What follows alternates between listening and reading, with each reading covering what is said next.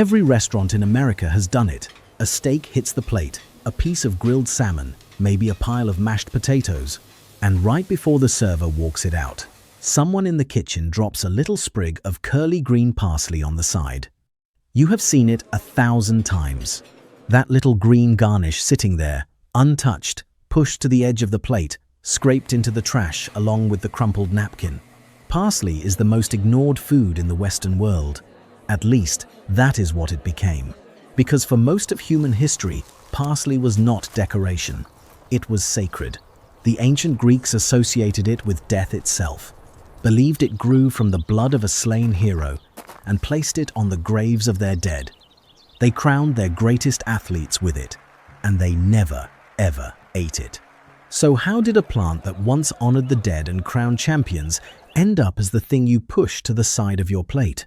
At least, that is what most people assume it has always been. Sardinia, roughly 3,000 years ago, parsley grew wild across the rocky coastlines of the eastern Mediterranean. It sprouted from the crevices of limestone cliffs and the edges of riverbeds along the shores of what is now Greece, Turkey, Lebanon, and the islands scattered between them. The Greeks called it petroselenon, which translates literally to rock celery, because that is where they found it, growing from rock in places where most other plants could not survive. And from the very beginning, the Greeks treated this plant with a level of seriousness that would confuse anyone walking into a modern diner and seeing a sprig of it abandoned next to a burger. The mythology behind parsley starts with tragedy. An infant named Opheltes, the son of King Lycurgus of Nemea, was being cared for by his nurse, a woman named Hypsipyle. At the time, a group of 7 warriors was marching toward the city of Thebes to wage war. They stopped in Nemea and asked Hypsipyle for directions to fresh water. She set the baby down on a bed of wild parsley and celery in the grass and walked away to guide them to a nearby spring. While she was gone, a serpent found the child and killed him. The warriors renamed the dead infant Archemorus, a name that translates to beginner of doom. They interpreted his death as a dark omen for the coming campaign. And the wild parsley where the child had been placed became permanently stained by the event. According to Greek belief, the plant had literally absorbed the blood of the infant, and from that point on, parsley was inseparable from death. The Greeks did not bury this story and move on. They built something around it. The warriors held funeral games in honor of the dead child, and those games eventually grew into the Nemean Games, one of the 4 great Pan-Hellenic festivals alongside the Olympic Games at Olympia, the Pythian Games at Delphi, and the Isthmian Games at Corinth. Athletes traveled from across the entire Greek world to compete in running, wrestling, boxing, and chariot racing.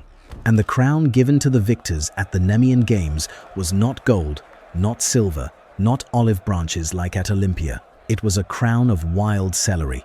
At the Isthmian Games near Corinth, winners wore crowns of parsley. A plant born from the blood of a dead child, an omen of doom, was placed on the heads of the greatest athletes in the ancient world. That is not a typo, by the way. The Greeks genuinely crowned their champions with a funeral herb. To put this in perspective, the Olympic victors at Olympia received olive wreaths. The winners at Delphi wore laurel. These were symbols of peace, wisdom, divine favor. The athletes at Nemea and Corinth wore the symbol of a dead baby and a serpent's bite. The parsley crown was not a happy symbol. It was a somber one, a reminder that glory and death walked side by side in Greek culture, and that the gods could take everything from you in the time it took a nurse to walk to a spring. The athletes who wore those crowns knew exactly what the parsley meant. They wore it anyway. That tells you something about how the Greeks thought about honor. This is where the story takes a turn nobody expected, because parsley was not just an athletic prize. The Greeks connected it directly to the realm of the dead. The plant was sacred to Persephone, queen of the Underworld, the goddess who spent half the year ruling over the souls of the deceased. Greeks scattered parsley across the tombs of their dead, believing the fragrance would please Persephone and ease the passage of souls into the afterlife. The association was so embedded in Greek culture that there was a common proverb about someone who was gravely ill. People would say the person needs nothing but parsley. meaning they were already as good as dead, and it was time to start preparing for the funeral. This connection between parsley and death created an absolute barrier when it came to eating the herb. The Greeks simply would not consume the leaves.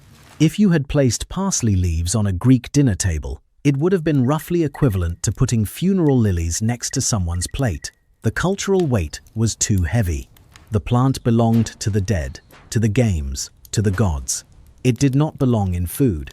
And yet, while the leaves were untouchable, the Greeks found a dozen other uses for the rest of the plant. Hippocrates, the physician often considered the father of Western medicine, recorded parsley as a medicinal herb and prescribed it for kidney ailments and digestive problems. Greek doctors ground the seeds and roots into remedies for bladder stones and used them in infusions meant to reduce inflammation. Homer, writing the Iliad somewhere between 1100 and 850 BCE, described feeding parsley to chariot horses to build their strength and speed before races. Greek athletes may have worn it on their heads, but the horses had to actually eat the stuff. So the Greeks had taken a single plant and split it into pieces. The leaves were for the dead, the seeds were for medicine, the crowns were for champions, and the whole plant was for the horses. The one thing parsley was not for, under any circumstances, was dinner. For a while, things actually seemed fine. Parsley had its place. The Greeks respected it, feared it a little, and left it strictly off the plate. That didn't last. Rome changed everything. When the Romans encountered parsley, they inherited some of the Greek mythology around it, but they were far less sentimental about plants than the Greeks had been. The Romans were a practical civilization. They looked at a useful herb surrounded by superstition, shrugged, and started eating it. Roman physicians recommended parsley for digestive health and used it widely in treatments for bloating, gas, and stomach discomfort. They prescribed the seeds to men struggling with fertility, believing parsley could restore reproductive strength. Pliny the Elder, the Roman naturalist and author of the Encyclopaedia Naturalis Historia, devoted serious attention to parsley in his writings, documenting its supposed ability to treat everything from epilepsy to insect bites. Whether all of these treatments worked is debatable. What is not debatable is that Rome took parsley seriously as medicine. The Romans also developed a social relationship with parsley that planted the seeds, literally and figuratively, for everything that came after. At Roman banquets and feasts, guests wore garlands of parsley around their necks and on their heads. The belief was that parsley could absorb the effects of alcohol and prevent intoxication. A Roman dinner party could last for hours, with course after course of food and enormous quantities of wine, and the guests apparently believed that a wreath of parsley was all the protection they needed. Whether it actually prevented drunkenness is something even the Romans probably questioned the morning after, but they committed to the idea anyway. Parsley also appeared at Roman weddings. Brides and grooms wore wreaths of it, woven into garlands along with other herbs, to ward off evil spirits and protect the marriage from harm. After meals, Romans chewed parsley leaves to freshen their breath, particularly to cover the lingering smell of garlic, which Romans used in enormous quantities. This is actually one of the earliest recorded examples of parsley being used the way many cuisines use it today, as a practical, everyday herb rather than a sacred relic. The Roman farmer and writer Columella included detailed instructions on growing parsley in his 12-volume agricultural encyclopedia, written in the 1st century CE. Palladius, the first bishop of Ireland, mentioned parsley in his 5th century agricultural text as well. Every self-respecting Roman household maintained an herb garden, and parsley occupied a prominent spot alongside basil, coriander, fennel, and oregano. Roman physicians even went so far as to advise men struggling with fertility to eat large quantities of the herb, which was probably the most optimistic medical claim of the ancient world, but the Romans were nothing if not confident in their prescriptions. The herb had traveled from Greece to Rome, from temples to tables, from graves to gardens, and as the Roman Empire expanded, parsley went with it. When legions marched into Britain, parsley crossed the English Channel. When Roman merchants traded with Germanic tribes, parsley followed the trade routes into northern Europe. When Rome's influence reached into what is now Russia, parsley arrived through Greek trading ports and was adopted under the name Petrosila, meaning Peter's strength, and was used primarily as a digestive remedy. In a span of roughly 500 years, the Romans had done something the Greeks would have considered unthinkable. They had taken a plant that belonged to the dead and made it belong to the living. They stripped it of its mythology, kept its practical value, and turned it into an everyday part of Roman life. It was efficient, it was practical, and it was very Roman. This decision seemed small at the time. It wasn't, because the next 1,000 years of European history would coat parsley in a fresh layer of fear that the Greeks would have recognized immediately. The medieval period inherited parsley from Rome, but it added its own paranoia on top. The old Greek death associations had never fully died, and medieval Christianity gave them new life. During the Dark Ages in parts of Europe, Christians were actually forbidden from transplanting parsley. The superstition was that moving a parsley plant from one garden to another would invite death into the household and cause the season's crops to fail. Pregnant women were warned never to cut parsley, and some communities believed that only the wicked could grow it successfully, which, looking back, was either incredibly brave or incredibly stupid as a basis for agricultural policy. The strangest belief of all was about germination.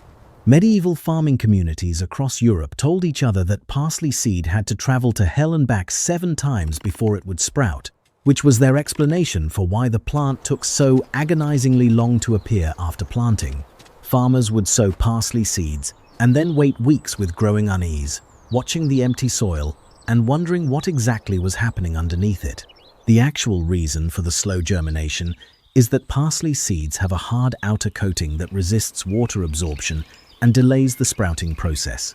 But medieval farmers did not have seed science. They had theology, and theology said the devil was involved. Around 800 CE, Charlemagne issued the Capitula de Villis, a sweeping decree that listed every plant required to grow on his royal estates across the empire. The document named 94 plants. Parsley was among them. Charlemagne did not merely tolerate the herb, he loved it. He grew it extensively across his gardens, and contemporary sources record that he enjoyed adding parsley seeds to his favorite cheeses. This imperial endorsement gave parsley a legitimacy that no amount of superstition could fully undo. If the emperor of the Romans grew parsley in his personal garden, the local parish priest could not exactly forbid it. Medieval herbalists ran with Charlemagne's blessing and began experimenting freely. Steet. Hildegard of Bingen, a German Benedictine abbess, mystic, and one of the most prolific medical writers of the 12th century, prescribed wine infused with parsley as a treatment for poor circulation and heart complaints. Other medieval physicians claimed that crushed parsley seeds could remove freckles, eliminate body lice, and work as an antidote for poison. Medieval banquet guests wore parsley around their necks, not just for the Roman reason of preventing drunkenness, but also to ward off the foul odors that were a constant fact of life in cities that did not have modern sanitation. During the Tudor era in England, doctors took things even further and recommended rubbing crushed parsley directly onto the scalp as a treatment for baldness. This was prescribed with absolute seriousness by physicians who genuinely believed it would work. The evidence for this particular application is, to put it gently, not great. But it shows you something about how much respect people still had for parsley's medicinal reputation. This was not a throwaway herb. It was a plant that people believed could cure everything from kidney stones to a receding hairline. By the end of the Middle Ages, parsley had finally crossed the last barrier. For the first time in its very long history, people were chopping it up and cooking with it, not because it was sacred, not because it was medicine, not because it kept ghosts away, but because it tasted good. After more than 2,000 years as a funeral herb, athletic crown, superstitious ward, and medical remedy, parsley had become an ordinary kitchen ingredient. If you're finding this valuable, hit subscribe. We cover stories like this every week. By the 15th and 16th centuries, parsley had found its way into kitchens across Europe and the Middle East. And this is where the story splits into two completely different directions, one that makes the other look absurd. Because while Western European and American food culture would eventually demote parsley to a decorative afterthought, other civilizations around the world were building entire dishes and religious ceremonies around it. In the Jewish tradition, parsley holds a place on the Passover Seder plate as karpas, a green vegetable that symbolizes the freshness of spring, the renewal of life, and the period of flourishing before the Israelites were enslaved in Egypt. During the Seder meal, parsley is dipped into salt water before it is eaten. The salt water represents the tears shed during enslavement. This ritual has been observed for centuries across Jewish communities worldwide, from Eastern Europe to North Africa to the Americas. Parsley on the Seder plate is not decoration. It carries the full weight of a people's collective memory. In Lebanon and across the Levant, parsley is the primary ingredient in tabbouleh, a salad so deeply embedded in the culture that many consider it the national dish. The traditional preparation uses roughly 3 parts parsley to 1 part bulgur wheat, along with chopped tomatoes, fresh mint, olive oil, and lemon juice. If you have only encountered tabbouleh in a Western grocery store deli case, where it often appears as a grain salad with a few herbs sprinkled on top, you have been misled. Real Lebanese tabbouleh is a parsley salad. The parsley is the point. Everything else is there to support it. In Argentina, parsley anchors chimichurri, the vivid green sauce made from chopped parsley, garlic, vinegar, oil, and chili flakes that has become one of the country's most recognizable culinary exports. You cannot walk into an Argentine steakhouse and order grilled beef without chimichurri appearing alongside it. The sauce depends on parsley. Without it, chimichurri does not exist. In Iran, parsley forms part of the herb mixture at the base of gourmet sabzi, a slow-cooked stew of herbs, kidney beans, and dried limes that is widely considered one of the most beloved dishes in the entire country.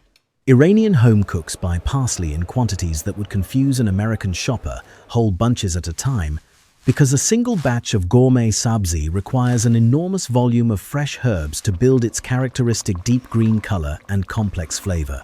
Across the Middle East, North Africa, and Central Asia, parsley is treated as real food in real quantities, a core ingredient that earns its place in a recipe the same way a protein or a starch does. Nobody in Beirut or Buenos Aires or Tehran would look at a bunch of parsley and think of it as decoration. The idea would not even occur to them, which is exactly what makes the American restaurant story so difficult to explain. Everything parsley had built over thousands of years was about to work against it. The earliest evidence of parsley being used as pure visual decoration in American food culture traces to the 1880s. Butcher shops in the late 19th century began tucking sprigs of curly parsley around cuts of steak and roast in their front window displays. In 1886, a restaurant trade publication advised food businesses to follow the butcher's example and display their steaks with an edge of white fat laid in the center of a wreath of green parsley. The appeal was entirely visual. The bright green of the parsley made the red of the raw meat look fresher and more appetizing behind the glass. By the early 1900s, the transformation was complete. Almost the entire American parsley crop, the majority of which was grown in Louisiana and New York at the time, was going directly to restaurants and butcher shops. Parsley had been reclassified. It was no longer food, it was packaging. By 1915, parsley sprigs were so common on American restaurant plates that many diners had already started to see them as an annoyance. Newspapers and food writers noted that customers routinely ignored the garnish. Worse, some diners began to suspect that the parsley sitting on their plate had been picked off a previous customer's untouched dish and reused.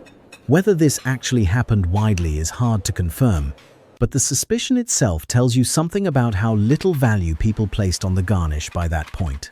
And there is a telling difference between how American restaurants and European restaurants treated garnishes during this same period.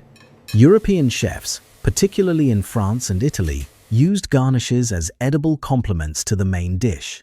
A garnish was supposed to taste good alongside the food it accompanied. American restaurants, on the other hand, focused almost entirely on the visual properties of garnishes. The parsley was not there to be eaten. It was there to fill the empty white space on the plate and make the food look more substantial than it was. That distinction matters because it explains how an herb that was still a star ingredient in Middle Eastern and Mediterranean cooking became nothing more than green wallpaper in American dining. Then came the 1970s, and the problem got dramatically worse. This was the decade when pre-prepared frozen entrees took over restaurant kitchens across the country. Chefs were suddenly plating food that came out of a box, and that food was frequently beige, brown, and grey all at once. The Convenience and Fast Food Handbook, published in 1973, openly stated that the rise of frozen entrees had renewed the importance of garnishing and innovative plating. A sprig of parsley was the cheapest, fastest way to make a reheated frozen dinner look like something a human being had actually cooked with their hands. Then the 1980s piled on even further. French cuisine became the dominant influence in American fine dining during that decade, and the curly parsley garnish became as mandatory as a white tablecloth. Every plate, from Michelin-starred restaurants in Manhattan to all-night diners on the interstate, carried its obligatory sprig of green. A plate without parsley looked incomplete. Nobody ate it. Nobody was expected to eat it. It was just there, taking up space, fulfilling a role that nobody had ever questioned and nobody could quite justify. James Beard, one of the most influential food writers in 20th century America, eventually snapped. He called the entire garnish trend stupid and gauche. He made exceptions for watercress next to lamb chops and raw onion rings in a salad, but the sight of a decorative strawberry sitting in the center of a grapefruit half drove him to genuine irritation. Tomato roses and carved radishes offended him equally. Nobody listened. The parsley kept coming and kept going into the trash. Because here is the part that makes all of this sting. While American restaurants were treating parsley as visual wallpaper, nutritional science was quietly discovering that parsley is one of the most nutrient-dense herbs that exist. Just 2 tablespoons of chopped fresh parsley deliver over 150% of the recommended daily intake of vitamin K, the nutrient your body needs for proper blood clotting and maintaining strong bones. That same small serving provides 16% of the daily recommended vitamin C and 12% of vitamin A. Parsley contains the antioxidants, luteolin and apigenin, compounds that research has linked to reduced inflammation, improved brain function, and protection against cognitive decline. It supports kidney and bladder health, which is precisely what the ancient Greek physicians were prescribing it for over 2,500 years ago. Half a cup of chopped parsley contains 83 milligrams of calcium. It provides meaningful amounts of folate, potassium, magnesium, and iron. Gram for gram, parsley delivers more vitamin C than oranges, more iron than spinach, and more vitamin K than almost any other common food. It is, by any nutritional measure, an extraordinarily valuable thing to eat. The antioxidant luteolin, found in high concentrations in parsley, has been studied for its potential to reduce brain fog and support cognitive health. Parsley also acts as a natural diuretic, supporting kidney function, the exact same medicinal use that Hippocrates was prescribing over 2,500 years ago. The ancient physicians were right. They did not have the laboratory data to prove it, but they were right, and we throw it away. Millions of times a day, in restaurants and kitchens across the Western world, a sprig of one of the most nutritious herbs on the planet gets scraped off the plate and into the bin without a second thought. The herb that Charlemagne grew in his imperial gardens, that Greek athletes wore on their heads, that Jewish families place on the Seder plate every spring, that Lebanese grandmothers chop by the fistful for tabbouleh, ends up in a garbage can next to a used napkin and a half-eaten dinner roll. The ancient Greeks refused to eat parsley because they believed it was too sacred, too closely tied to the dead, too important to waste on something as ordinary as a meal. Modern Americans refuse to eat parsley because they believe it is too ordinary, too bland, too trivial to bother with. Both civilizations looked at the exact same plant and completely missed the point, just from opposite directions. The Greeks could not see past the mythology. We cannot see past the garnish. And somewhere in between, there were centuries when people got it exactly right, when parsley was medicine and food and ceremony and flavor all at once. Before the American restaurant industry quietly stripped all of that away and replaced it with a decorative sprig that nobody asked for and nobody eats. Parsley has spent 3,000 years waiting for someone to finally get it right.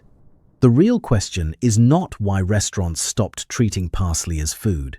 It is why we ever decided it was acceptable to start. If this one surprised you, the next video is going to hit even harder.